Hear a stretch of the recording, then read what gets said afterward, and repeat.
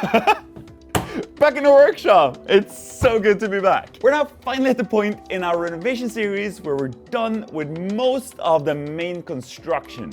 I mean, don't get me wrong, there's still plenty of stuff to do, but at least we're at the stage where we can start thinking about what goes into the place. Now we've got a lot of big projects and a lot to do still. We're gonna build most of the furniture for the entire apartment. But we'll start with the biggest and most important project, that being the kitchen. So the plan is to build a fully custom kitchen. That means that we're not buying any cabinets, we're not buying any pre-made drawers or anything like that. We're gonna build each individual part. And by doing so, we get to utilize all the space available and do as many cool solutions as we possibly can. Now, this is gonna be a pretty big project. And there's a lot that goes into not only planning, but also building and then assembling a project like this.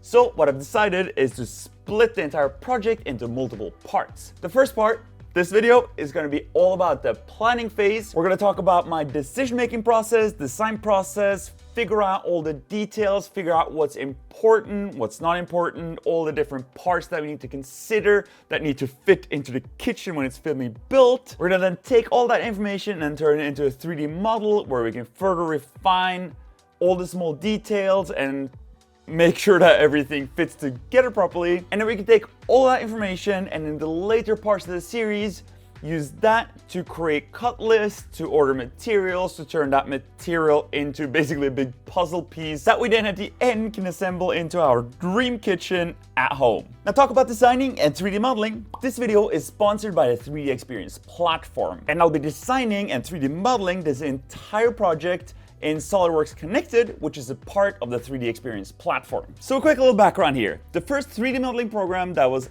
ever taught back in the first grade of design school was SolidWorks. And it's by far the program that I've worked the most in and the one that I'm the most comfortable working in. Now that was back in 2009, 2010, and SolidWorks was just a standalone program.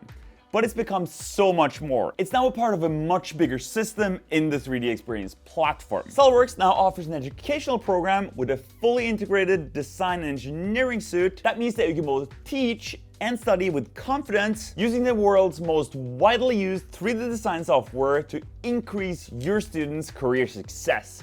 Now, first things first, before we start modeling anything, first thing that I will always do is get an exact measurement of the floor pan, all the widths, heights, window openings, window heights, door frames, everything. Because getting this right in the beginning is super important so you don't have to try and modify big cabinets that cost a lot of money and took you a lot of time to make later on. The way I like to do it, standard tape measure, but also a laser measure. That way you can get those really long measurements a lot easier. It's also good to have a pretty good idea of the general layout, meaning just on what wall are you planning on putting cabinets? Roughly where in the space are you gonna put stuff? Now you can always change your mind later on, but that just means a bit more work. And third, it's a great idea to figure out the dimensions of the things that you'll be working with. I think it's super important that you figure out the exact appliances that you'll be using before you start cutting anything, especially if you want to maximize the space usage and create, let's say, not standard solutions. You'll see more what I mean later on. Like what I did after we decided on the appliances was just to go to the manufacturer's website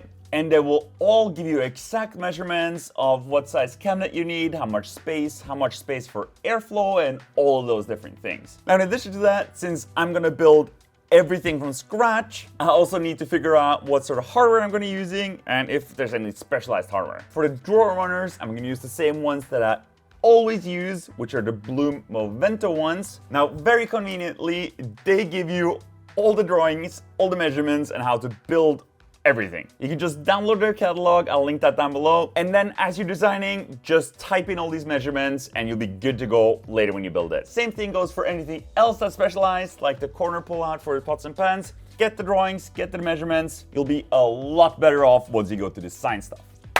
All right, we've got everything that we need. Now let's jump into the 3D Experience platform and start designing stuff. Now the 3D Experience platform, which I've got open right here, is set up so you got everything super easily accessible from the dashboard. From here, you can of course launch the SolidWorks app, which lives natively on your computer, so you can use all your computer's processing power. But you can also do a bunch of other really cool things. You can get dashboards for your classes and projects. You can stay in touch with colleagues and classmates. And you can quickly and securely share essential course information like homework, class notes, and resources in one secure location online.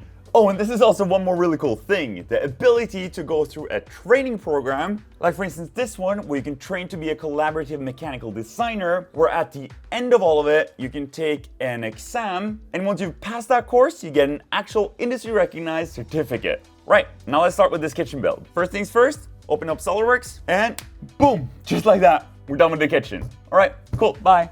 Yeah, so I'm not going to be able to show you every little detail and how I 3D model every single part of this. This took me over a week to 3D model, fully figure out, and be happy with. But what I will do is show you in rough steps what I've done here. I'll show you some cool little details and how I figured them out. But then at the end, to show you my workflow and how I actually 3D model things like this, we'll 3D model just one section of one of the cabinets with some drawers. I'll show you some really cool features, and hopefully, regardless if you're used to 3D modeling or looking to get into it, maybe you can pick up some cool tips and tricks along the way. Right now, obviously, this is the 3D model of our kitchen. Our main entrance would be over here. This right here is the window that we just recently put in. And this big section of cabinets is what's gonna divide the entrance area with the living room and the kitchen. And man, it just feels so good that we're now finally at the stage where we can start visualize stuff, and you can almost sort of imagine what this is gonna look like in the apartment. Now, if we hide some of these parts to get better access, I'll show you what I got going on here. So for this full wall, we've got fridge, freezer, pull-out cabinet with all the pots and pans. That's the thing I showed you the drawing of just now. Then we've got this cool little sliding roll-up door thingy, and then a bunch of cabinetry for storage. Dishwasher, garbage, and then the rest of these are just drawers. And then the kitchen island, we're planning on doing a big stovetop with an integrated ventilator.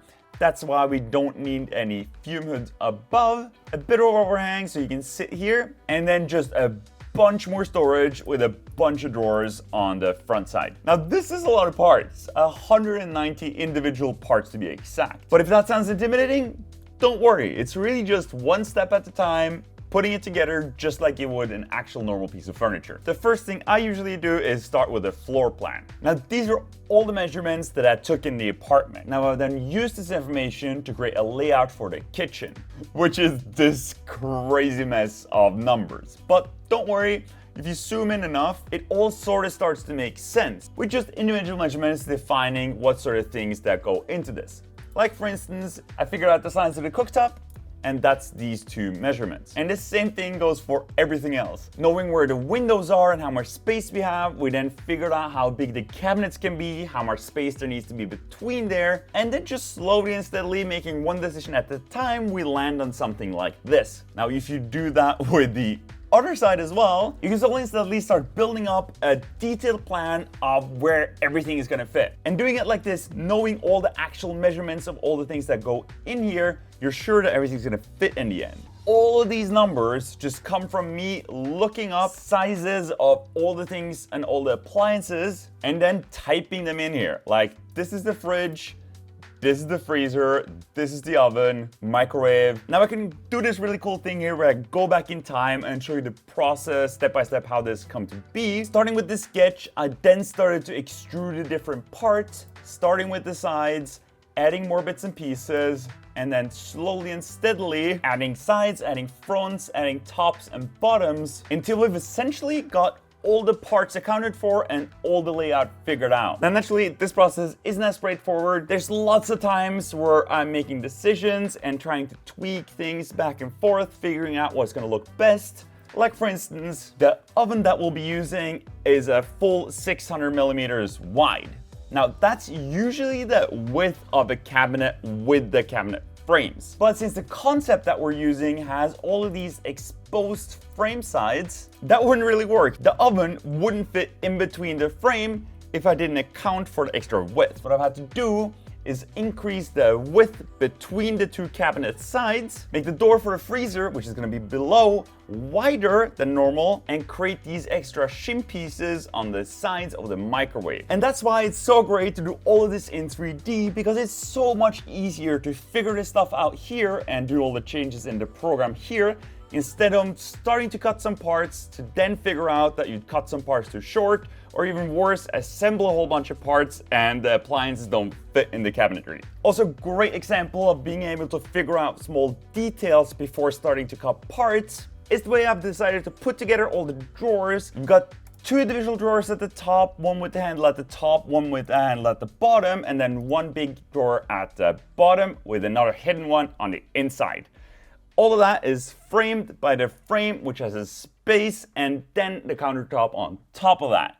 All of that is a lot, so I made a sketch for all of this, which again looks crazy with a bunch of numbers. Like, all of this is literally just a bunch of numbers that I've all gotten from the Bloom catalog. All the drawers they give you for the type of drawer under that you'll be using. Then I spent a bit of time figuring out all the heights of the different drawers, where they're placed, and widths of everything. And then I've done the same exact thing with the side view, where I've been able to figure out how much overhang the different things will have, making sure that all the drawers will actually fit. Now, my process for doing things like this, where you'll be interacting with the part, is that I'll do my best guess and figure out the details in the 3D program. Then I'll make a test piece like this one, which is a test of the drawer handle. You can see I came up with a pretty cool trick here, where I've taken a piece of plywood as the front and a piece of oak at the top, which I've glued together with this 45-degree angle, and then routed out the handle. That way, with a bit of edge banding applied, you won't see what the core material on the inside here is, but you'll get a nice routed oak handle, and from the front it will basically look like a solid piece of oak. And you get the benefit of the much more stable MDF or plywood core for the bigger sheets that doesn't warp like normal hardwood would. So using those details, refining them in here, and we've essentially got a whole kitchen 3D model. Now, there's one more really cool thing that I want to show you guys, and that is the ability to, instead of having to go back into the sketches to make changes, with a bit of planning, you can use something called equations to basically create this list of different measurements that you'll be using continuously, and then you can use this to make changes to the model and everything will update. Like, let me show you this. You see here where I have this overhang over the kitchen island, I've actually got that defined in my list here to being 350 mil. But let's say I don't want as much of an overhang. Let's say I want 200 instead. You can literally just type in 200, click OK, and then it updates. Everything follows along. Everything's updated, all the parts, all the different features. Or let's say I want to change something that would usually have an impact on almost all the parts. I want to change the thickness of the countertop, which is currently 12 millimeters, so really thin, to something that's quite a bit wider, say 40. Ah, isn't that cool? You see, everything's updated. The thickness of this, how it wraps around, the countertops over here. Not only that, everything else is updated, because now, of course, all of these parts have to be shorter. The drawers don't add up to the same height anymore, so the bottom drawer automatically got shrunken down shorter, because I've defined the top drawer thicknesses as a minimum height. And that's why I just love 3D modeling programs. Even though I spent a ton of time in the beginning 3D modeling all of this, now having the ability to change all of this on the fly and everything updates is just almost feels magic. So what does this process look like when you start from scratch? Well, to do that, let's jump in here. Let's open up a new part, and I'll take you through a quite abbreviated version of how all this 3D modeling works. Now, first things first, doing a project like this where I know I'll be using a lot of the same measurements over and over again, it's a great idea to make that table of equations to begin with. I'll just start by entering in all the different variables that I can think of and their measurements. Then once I've added in as many of those as I can possibly think of, I'll start sketching. I'll create a bunch of different shapes that will represent the different parts of the build, and then I start defining the measurements for those with the measurements that I've set in the equations. Once the frame's complete, I'll start adding in all the details like the drawers, drawer fronts, drawer frames. Then once all that is done, we're finally starting to create actual bodies. The way this works is that we'll use a sketch and then we'll extrude extrude a part of that sketch to create a solid body. This is actually super satisfying, and essentially you're building the cabinet in the 3D modeling software in the same way as you'd build it in real life. Now once that main frame is complete, I'll then start creating another sketch on the side to create the side view of the drawers. Once everything is defined, I can start making the individual pieces for the drawer, starting with the sides, front and back, and then the bottoms. We'll extrude some fronts for the drawers, add in some more detail. Now the only thing left to do is create some handles. This is actually the first feature that isn't just a regular extrude. This time it's a revolved cut, which takes out a chunk of the handle just like a router would. Then to finish everything off, let's add some colors and textures. And now what fun is it to just watch the cabinet with the doors closed? We can actually create an exploded view where I take the individual parts, open them up to give an impression of what this actually looks like in real life. Now here's the cool part. Once we go to save this, it automatically saves it to the 3D Experience platform. And then you can just open it back up in the browser on the web without having to have access to your computer, which is also super convenient because all of this also works both on Windows and Mac. Now I've just opened it up in a simple viewing program here where I can have a look at what this looks like. I can do things like add comments or get measurements, which is really convenient. I can also get really cool section views to get a better understanding of how everything is put together. Also, let's say that this was a group project. I can now get feedback from my classmate or teacher if I was back in school. You can also do things like add annotations directly in the model without having to leave SOLIDWORKS at all. And there's so many other cool things that you can do in this platform. They have multiple different 3D modeling programs that are native to the cloud. So if you want to check out the SOLIDWORKS academic offering, you can check that out in the link in the description below. I'm going to start making a plan for how to cut all these parts out, so that way in the next episode can turn what's on the screen into physical parts that will then hopefully eventually turn into a dream kitchen. Thank you guys for watching. I hope you learned something. I hope you found this interesting.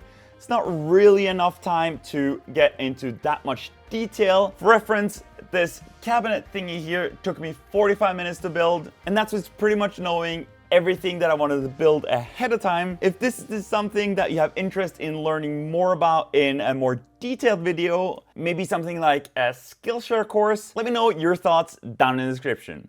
As for now, thank you much for watching. See you guys in the next one. Bye bye.